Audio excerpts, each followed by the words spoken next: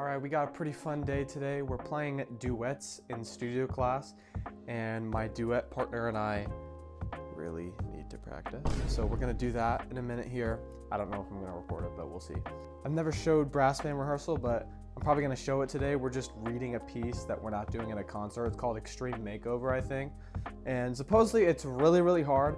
So you guys get to see me flop on some solos and stuff and over all these crazy licks, so that's gonna be fun. We also got Wind Symphony rehearsal today, and sometimes, you know, we goof off a little on the trumpets, so that might be a little fun too.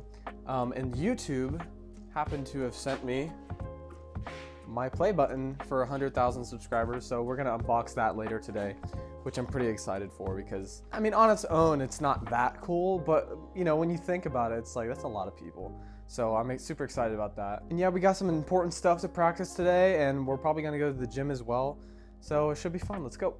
So it has been seriously a long time since I've made a video like this, of just like showing my day.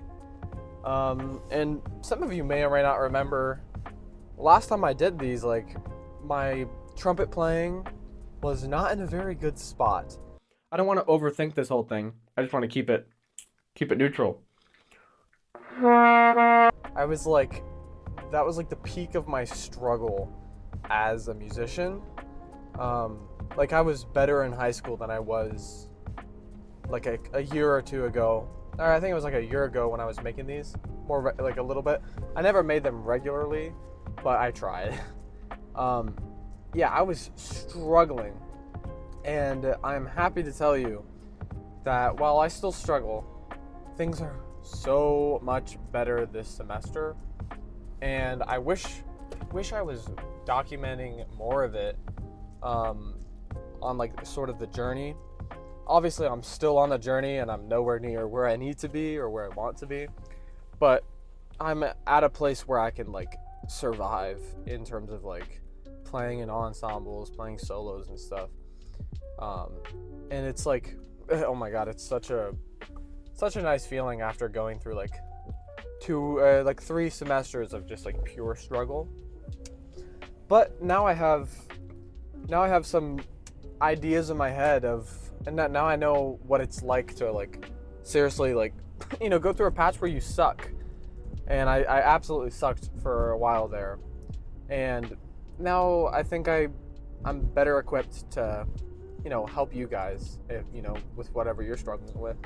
Which is why I'm kind of considering, like, maybe I start live streaming again or something so that I can, you know, just talk with you guys. Some of you might remember on TikTok I used to live stream like all the time. There was like a few months there where I live streamed like literally all the time. And it was a lot of fun. I don't know. Like, would you guys, maybe you can put in the comments if you'd like to see me stream on YouTube. I know that I'm pretty sure there's, like, on YouTube Shorts you can stream, and you can stream normally. So I don't know what would be better. Maybe you guys have some input on that. Or maybe I just go back to TikTok, or maybe I get a device for all 3 and stream. I don't know. But yeah, streaming is like pretty fun. It's just, I remember I got to a point where I just couldn't do it anymore. I was just like, I mean, we all get burnt out of things when we do it too much. So I say that, but I don't think I've ever intentionally, in a very long time, gone a day without practicing trumpet. And I do that all the time. And it's similar with like the gym for me. It just becomes a part of your life and you don't think about it. It's like, of course I'm gonna practice today because that's literally what it'd be hard to convince me like you can't play today. Even we went up to New York recently. I forgot to make that video. My girlfriend took me to New York City to see my favorite trumpet player recently, Chris Martin. Maybe I'll try and make a video out of that because we did record stuff. Although not a lot. Anyways, we were literally there for like a day. It was hectic and crazy, but I still brought my horns. I brought a nice practice mute with me, and I still got a good like 30 minutes in of practice. It was better than nothing, which I think, like, for me, it's just so important. Even though, like, yes, breaks are good. Oh man, it just like helps me so much And like I get like anxious if I go too long without like playing anything. Like I need like I it's like a need. It's like really weird almost. And the same goes for like if I don't go to the gym for like 2 days, my brain is like, all right, bro, you might as well never have gone to the gym to begin with because you're about to lose. I know it's not how it works like at all. Oh my gosh, it's dark. You don't lose everything from not doing it for 2 days. But when you make it such a regular part of your life, it's hard to not do it. All right, I gotta get to this little quick rehearsal thing. The next thing you see might be brass band rehearsal. We'll see.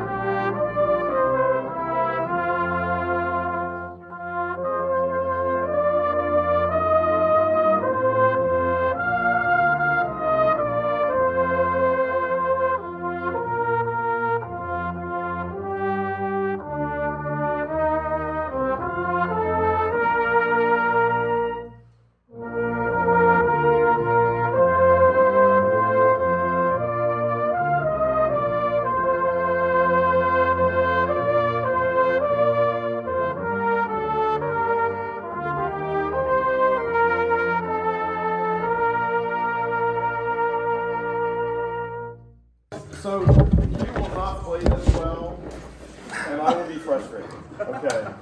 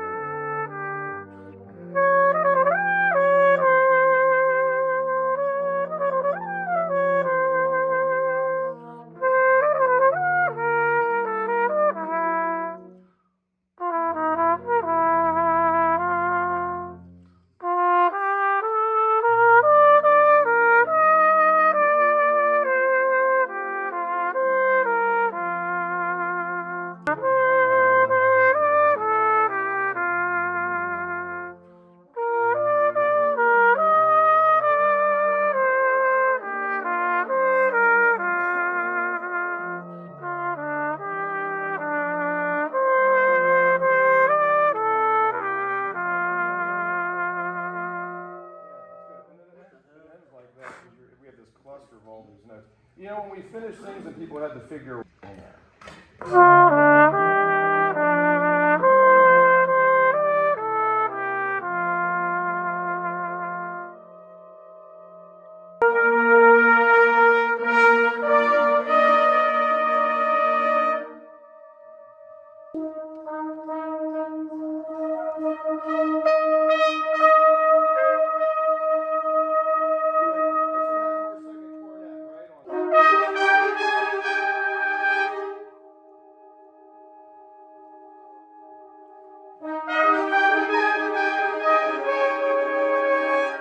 I mean, really go out, you're playing forte right now.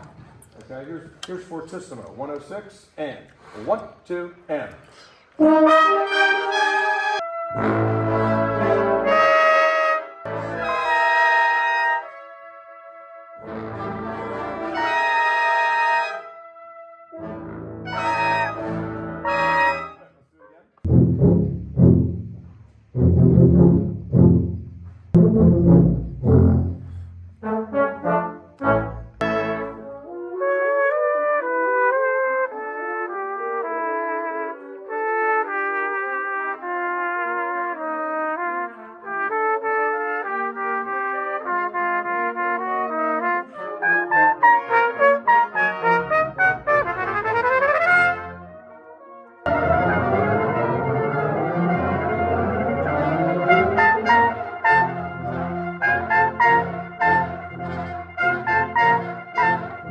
triplet again, it's a 16th note duplet, right? And the triplets are being influenced by.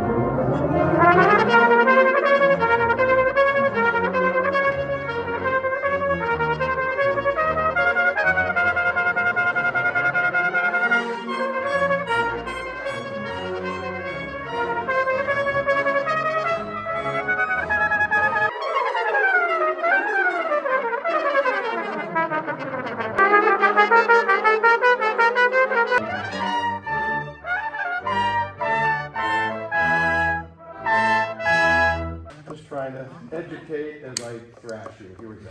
This is right at 300. 300. Come on, here we go.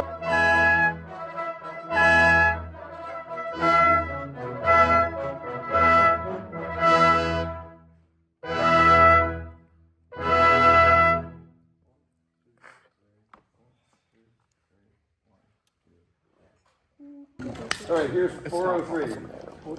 And just as soft as you can play. Here's 403. 1, 2, ready? Yeah.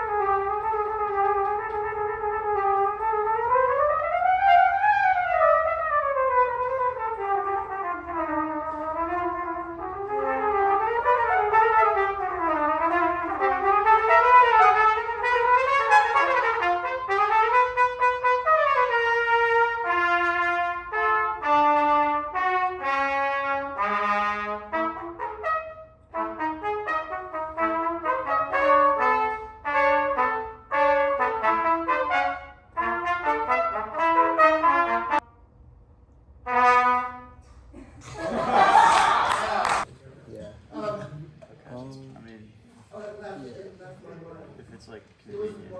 Oh, if you're doing the concerto competition, you sign for time.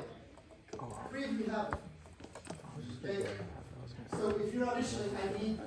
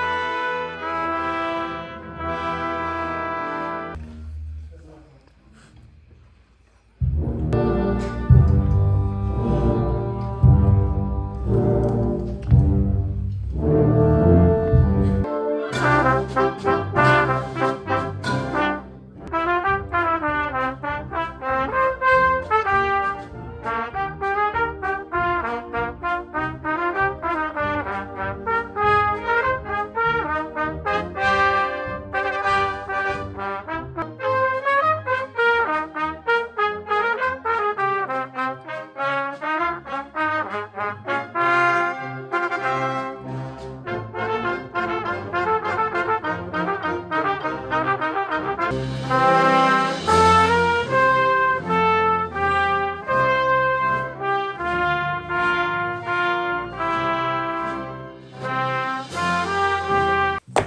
it is time to open this thing. I don't know how much of the rehearsals from earlier I'm going to show because copyright.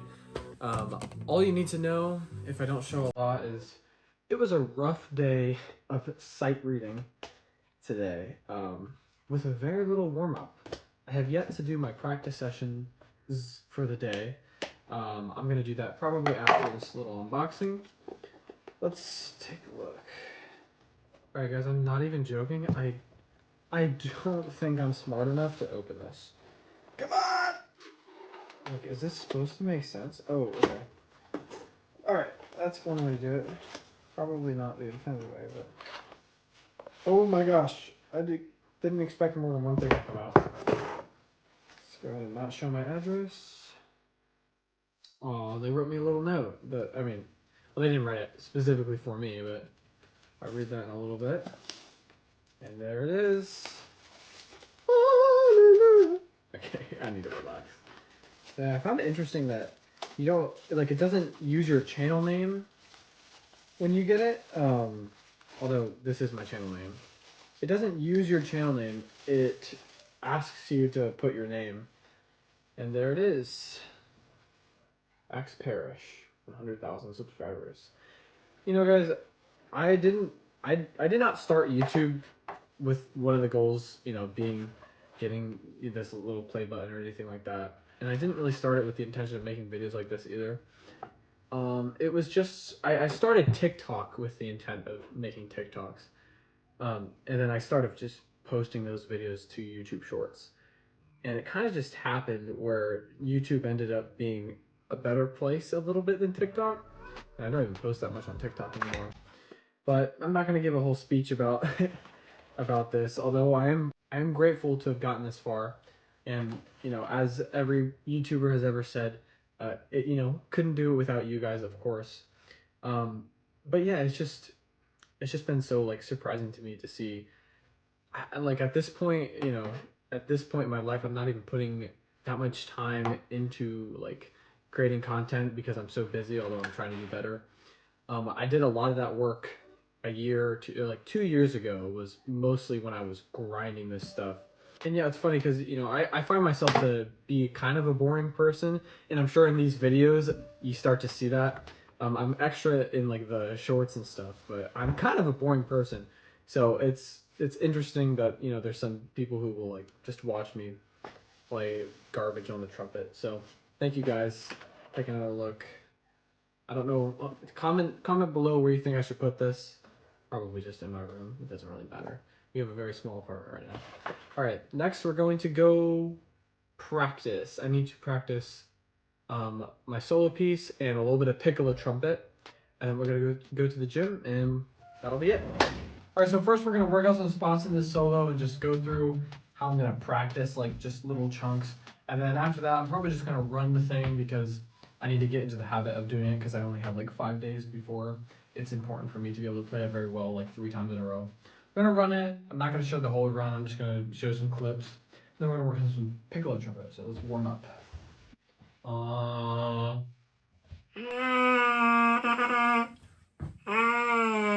So over the semester, I've had my fair share of trying to start playing, like, my setup, just trying to do weird stuff, and now I'm finally back to, I literally bring it to my face and think, so I'm not trying to, like, do this, and then bring it up, and then play something. It's literally,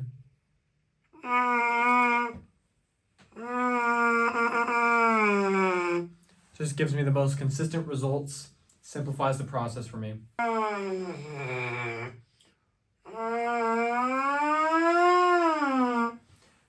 And then something interesting that I heard from Chris Coletti, actually, that I'm probably going to make a whole video about because I think it's a big solution for me that I found, is he said the changing of the note is basically done by the tautness in the muscles in the mouthpiece and in your face. which seems like kind of simple, but it's basically saying that the primary mechanism is sort of the same as the primary mechanism for when you sing, being sort of the tightness of the vocal cords, basically. But you're just putting it in your face and in your lips. So it's not a matter of changing your vowel shape. Like I can just keep my vowel shape as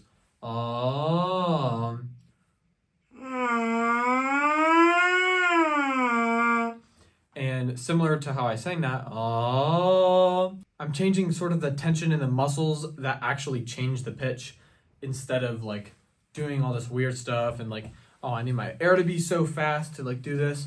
For me, basically, Chris Coletti's solution has been super helpful and just has simplified it for me.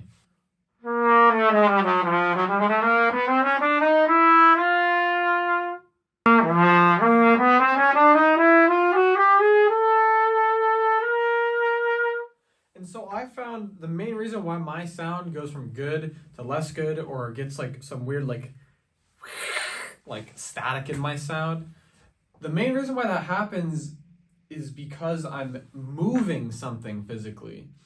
Like I'm curling my bottom lip in too much, and now I'm like changing things, and then when I go up and then when I come back down, it's not the same way and it's not consistent sort of.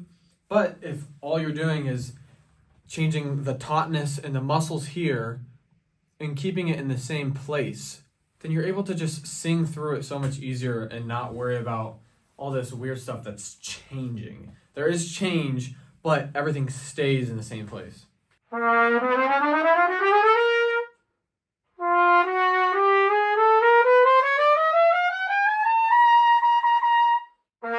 so I'm looking in the mirror right now and trying to establish that sort of simplicity, although the sound's not quite dialed in yet. I need to warm up a little more. And then looking in the mirror and making sure that I'm not seeing like my jaw come up and like, you know, changing my vowel from to E or something like that. I'm trying to just look, like visually see if I'm changing anything. And there was slight change, but most of it I could tell was just coming from what we were just talking about.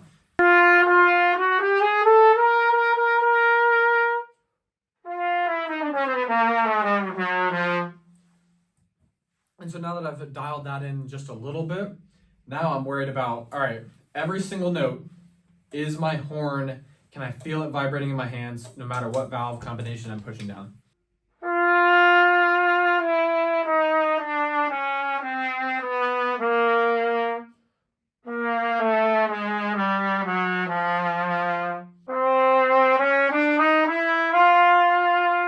Middle G to low G seems to be pretty good so far. Middle G is actually the worst note, which is really weird.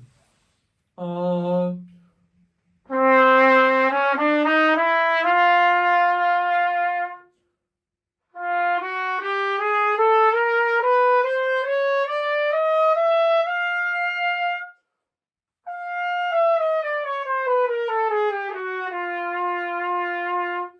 I might need to do a little bit of vibrato to find that spot.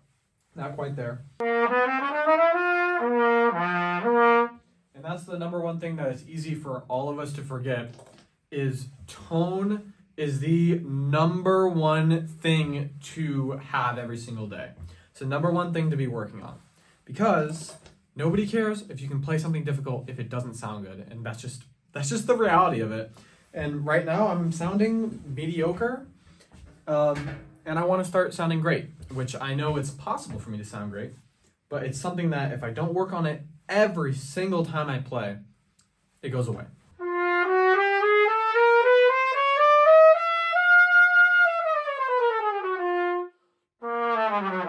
So if I were to talk about sound, like there's different levels to sound, I would say level 1 is playing without like this. Like this junk in there. I don't even know how to do it properly. Maybe that's an extreme example, but you can hear it.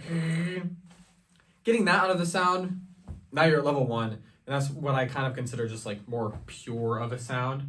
And then after that, it's getting your horn to vibrate and having sort of the core of the sound come from almost like you're singing, like your chest voice. And right now I think I'm getting that with everything below a middle G. And then I'm at level 1 with everything else, with hints of level 2, where I can feel the horn really start to resonate. Hopefully as I play a little bit more, it'll start to lock in a little bit better, but I don't really have time to sit here for all day. All right, so we're gonna start on the back half of this piece and just find spots that I need to work on.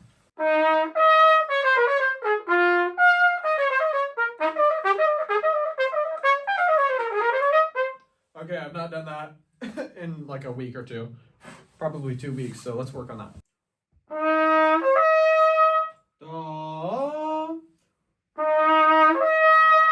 Working on not changing the vowel shape. I mean, that's an octave jump I'm trying to do.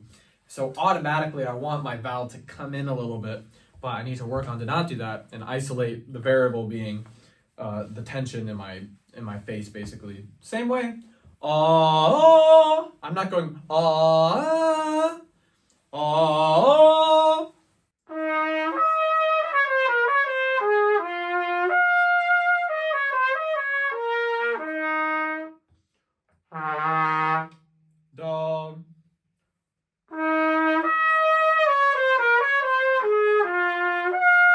because the moment I change the vowel shape and then I try and descend, then I get the junk in the sound because I'm changing the vowel when I just need to keep it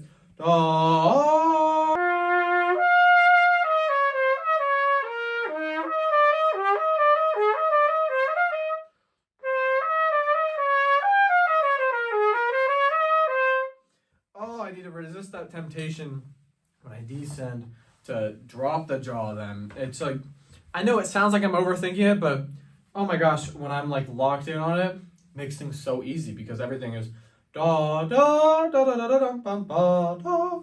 Just everything stays the same, and there's only one thing that really needs to change. And it's the same like using your chest voice. You kind of support from here. It's like the change comes from here and your vocal cords. Whereas when you play trumpet, I like when the change comes from here and your face, but not the shape.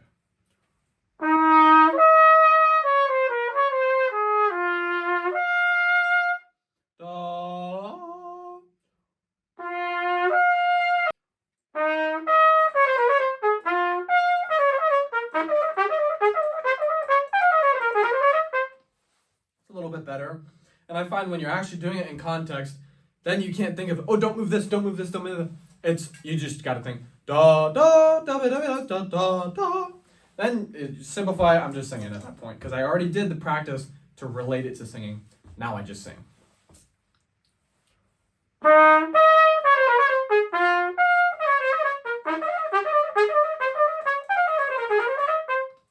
Not the most accurate thing, but it's definitely better. Okay, that's a spot. Jeez. Oh my gosh, I need water. By the way, does anybody know what this stands for? ETDW. Everybody keeps asking me. I tell them I think it says, even today, drink water. I have no idea what it actually means. I could look it up, but I don't feel like it.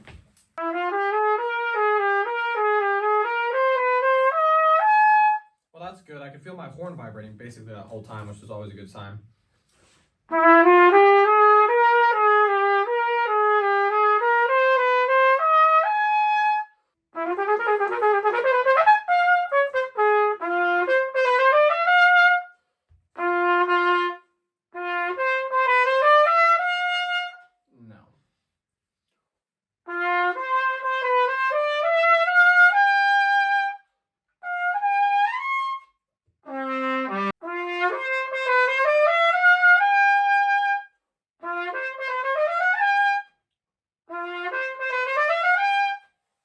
Definitely be careful there that the thing changing the note is not adding more pressure, which will happen before you know it, even when you just go above the staff like that, high A.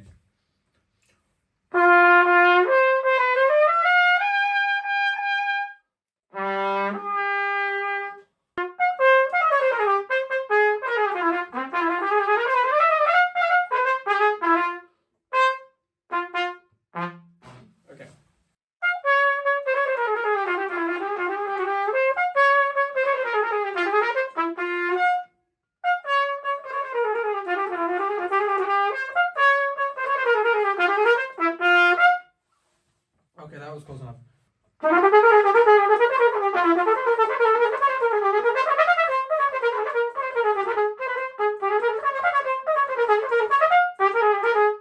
Oh my god, it feels like my memory on that is like so gone.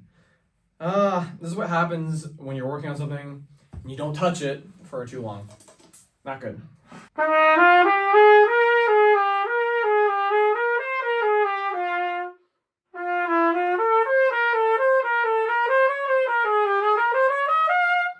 It's always the hardest part while double tonguing for some reason.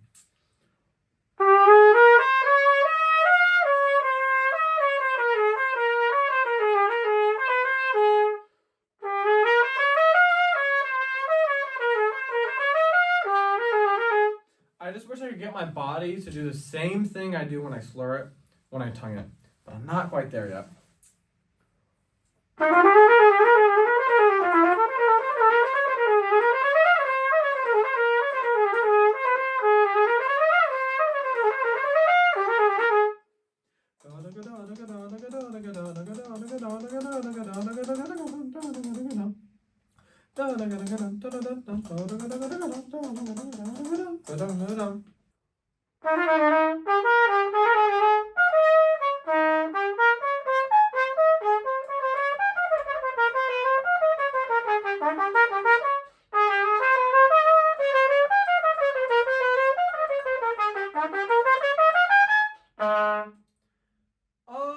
That wasn't the best, but it was good enough that I just need to move on because I don't have time.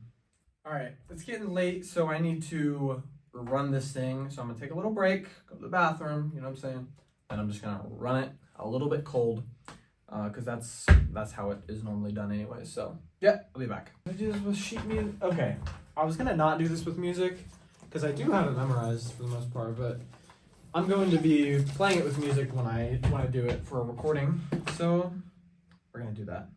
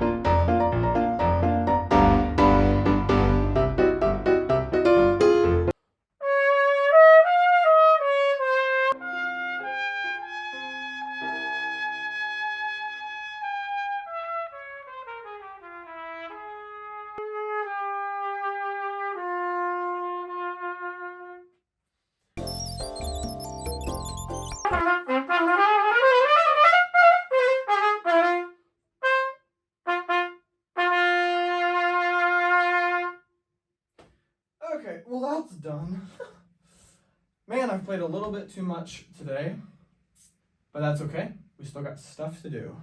Okay, so normally what happens when I play pick is I get sidetracked and I end up playing it for too long. We need to keep this short and precise. We just need to practice one thing today, okay? And not a million. See if I can even play this instrument.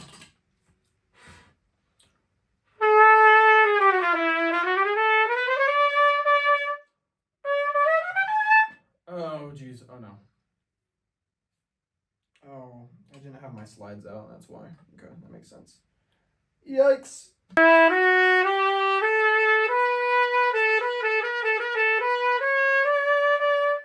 Yeah, I still don't even know what fingering to use for that.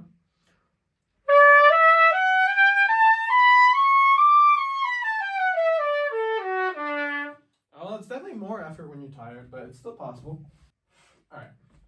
See what I remember.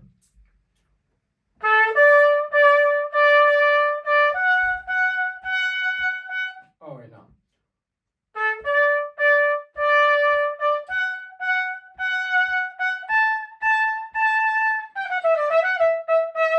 So I'm playing Handel's Suite in D major right now. And my goal is to add some... Oh my god, I'm so far away, I forgot. My goal is to add some of the ornaments today and also learn like a couple movements entirely, so this is gonna be fun.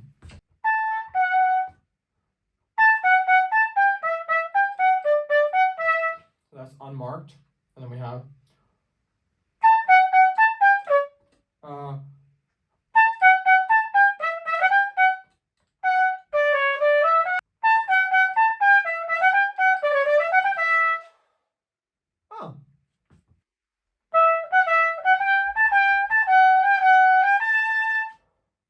Or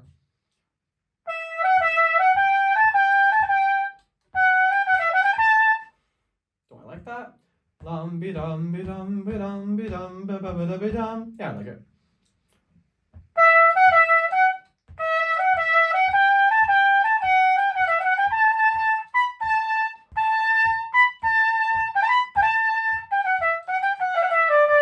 Do I like that? Instead of bum bum bum bum bum dum bim bum ba bum dee be bum ba ba dee ba dum. I think I like it with the embellishment.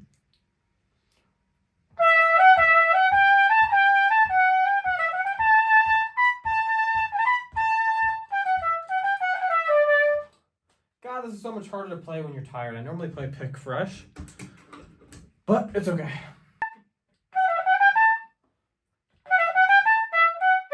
Yeah, I like that.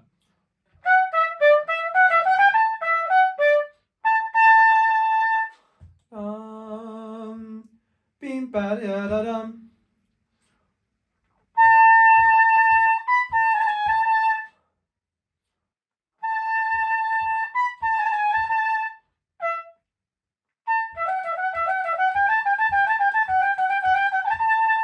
Bum bum bum ba be ba bum ba ba ba. That's the written part. Now what if we did da-da-dum bum ba dee dum ba be dee da dum.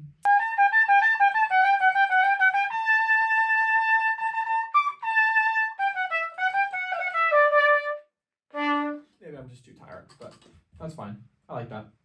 All right, unfortunately I ran out of space there, so it cut out like the last 10 minutes of my practice, but yeah, this instrument's just a struggle, to be honest. But anyways, that's for me to worry about later because it's time to go to the gym. So this is actually the morning after because I had something come up and I couldn't go to the gym. And I have something right after this. So this ended up being a very short gym session. And I only got around to doing one exercise. And I just was like, all right, I'll do this for 5 sets and then call it a day. Which of course is not optimal, but you gotta do what you gotta do sometimes. And just the bare minimum is better than not going. And some of you who actually go to the gym might notice that, well, some people might say I have literally the worst form or technique you've ever seen. And some people might say it's actually quite good. this is a Smith machine, and you could kind of call this a sissy squat, which is where you go on like to your toes. The idea is to get as deep of a stretch on the quads for me as possible, which those of you keeping up with like sort of the current science in lifting, turns out that's where most of the growth is spending time in the stretched part. And so I'm pushing my knees forward and I'm going down all the way just to stretch out my quads at the bottom. It's very difficult, and I can't do this nearly as heavy as a normal squat. Normally I would have like 300 pounds, but here I'm only doing, I think, 95 pounds, not hurting myself and just getting, I don't want to be here though, and just getting crazy in that stretch. And I find that it has actually resulted across muscle groups in more growth, and I do stuff like this for everything now, and it makes it quite a bit easier to grow without having to spend as much time. So you can actually spend less time in the gym and just do what actually works, which is the stretch, and get the same results, or you can spend the same amount of time and then get more results. And it's nice to have things when, let's say, like lifting is not like the main thing that you do. It's nice to have a way to do it like in a way that you know is going to be really effective without having to spend all of your time on it. And for me, like at this point in the semester, I'm sort of at like a maintenance phase, which is something I never really expected to say because I've always just been, the past few years I've just been like trying to grow everything as much as possible and like never skipping anything. This semester it's just been a little bit more difficult time-wise to I live a little bit further away from the gym, and it's a little bit less convenient, which ended up being a little bit more difficult to just get in. Luckily, I'm in the jungle gym right now, apparently. Luckily, if you have spent the time building a certain amount of muscle, it turns out that the amount of volume required to maintain that is a lot less than what it took to gain that, which is pretty convenient when you have periods of time where you have less time to focus on the gym. So I can kind of just get away with, doing 5 sets of one exercise if necessary. And I mean, this is actually quite a bit for the quads, believe it or not. Like I don't need another exercise, although normally, I think optimally, if you're trying to grow, you would have another exercise. But with anything, I think maintaining is much easier than like building, whatever the skill is, or if it's muscle. Even with trumpet, I'll have periods of time where I just can't really practice as much. But if I get a good 30 minutes in and focus on the right things, I'm gonna have a relatively easy time maintaining those fundamentals that I spent forever building up, because it's just such an ingrained skill. As long as you're doing it on a regular basis, even if it's not for long, you're not going to lose all of that. If anything, it's just going to stay just about the same. And if you start taking days off, yes, you're going to get sort of diminishing returns, I guess you could say. I don't know if that's the right phrase, but you're going to get a little bit worse at whatever it is if you start taking days off. But if you do the thing every day or regularly, and maybe take a day or two off a week, I mean, you're not going to really lose whatever you got, unless you're actively, sabotaging yourself. But I think for those of you who, it's not part of your routine to just go to the gym like it is for me, I think if you can lift weights 3 times a week, or if you can do some sort of resistance training 3 times, like you don't have to take it that seriously, until maybe you want to eventually. If you can just do something like that, any sort of resistance training 3 times a week, I think longevity wise, you're going to be in a much, much, much, much better place, in terms of your overall health and fitness, just from doing basically that sort of bare minimum. I think if you're only doing once a week, you're not going to get much out of it, but a few times a week doing some sort of resistance training, ideally as well doing some sort of cardio. I mean, you're going to be 70 years old and just very grateful for your younger self for just sort of doing that. and I don't think it takes nearly as much effort as people think. I think in the very beginning, it's very uncomfortable, and it's really hard to get over that little like beginning hump of this just completely sucks. But I mean, once you get over that, I think it's actually one of the most enjoyable parts, at least of my day, and it sort of just helps take my mind off of whatever's like stressing me out, or how bad I played that day. So that's going to be the end of today's vlog. Let me know if you want to see more of these, and I'll see you next time.